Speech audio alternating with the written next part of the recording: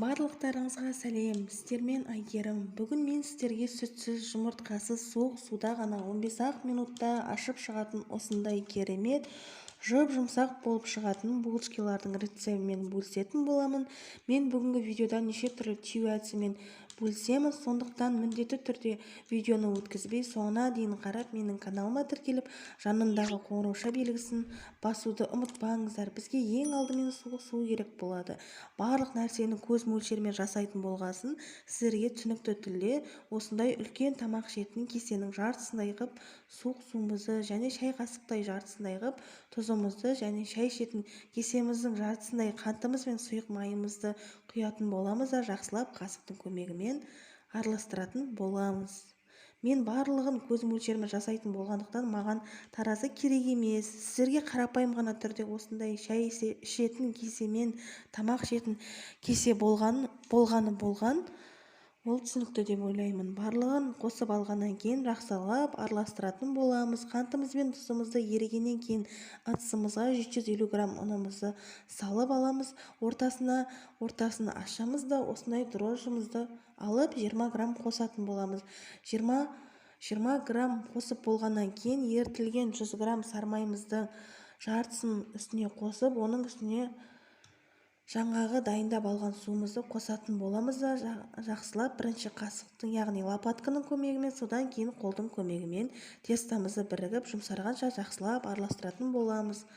Суымызды екіге бөліп, яғни екіге бөлу арқылы құямыз.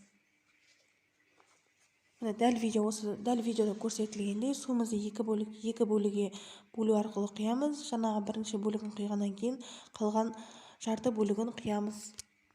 Қамырымызды толықтай осылай қолдың көмегімен видеода көрсетілгендей жұмсақ, нәзік, қолға жабыспайтын қамыр болғанша илеп шығамыз.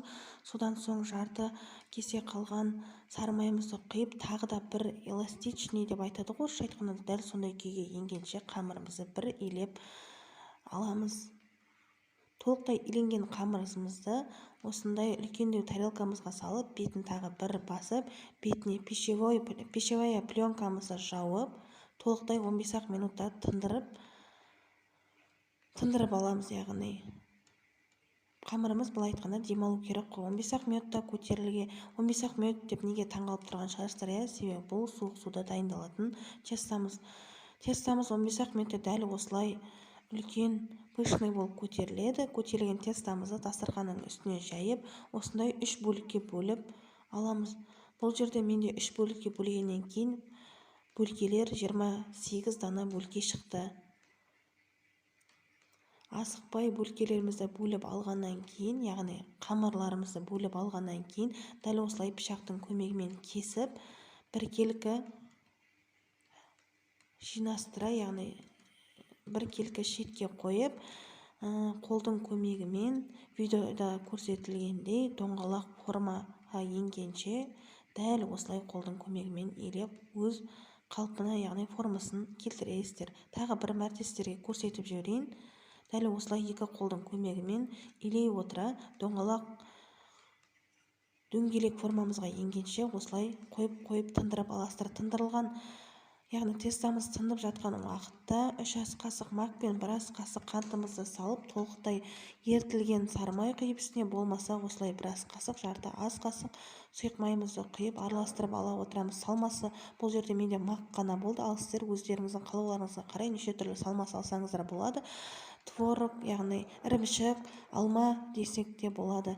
Бөлкелеріміздің, яғни тестамыздың ортасын осылай пышақтың көмегімен кесіп, оның ішіне жартас қасық магымызды салып, дөңгелекте отыра гүл тәріздес формаға енгіземіз. Неше түрлі формаға енгізіп жасасаңыздар да болады. Видеода менде көрсетілгендей дәл осындай гүл тәріздес, бабочка тәріздес неше түрлі формаға шығады. Дәл осындай бабочка тәріздес неше түрлі формаға шығады.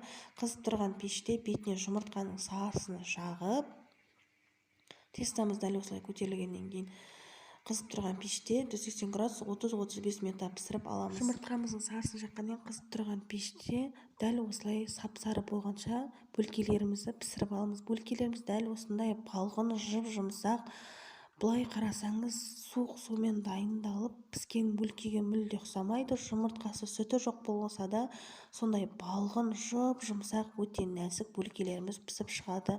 Менімен бірге дайындаңыздар, барлықтарыңызға ас болсын.